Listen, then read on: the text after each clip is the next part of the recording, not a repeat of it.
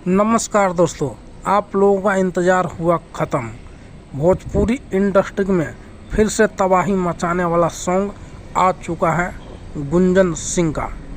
तो इस वीडियो में मैं आपको पूरा बातें बताऊंगा कि गुंजन सिंह का कौन सा गाना आया है और कहां से आया है। आप लोगों को इस वीडियो में पूरा मैं क्लियर करने वाला हूं, तो आप लोग वीडियो को स्किप मत कीजिएगा, नहीं तो आपको पता नहीं चल पाएगा कि कौन सा गाना आया है। तो चलिए सीधा बिना देर किए हुए वीडियो स्टार्ट करते हैं। तो बात करते हैं गुंजन सिंह का। तो गुंजन सिंह का आज सुबह सुबह ही गाना आया है। उस गाने का टाइटल है प्यार के दुश्मन।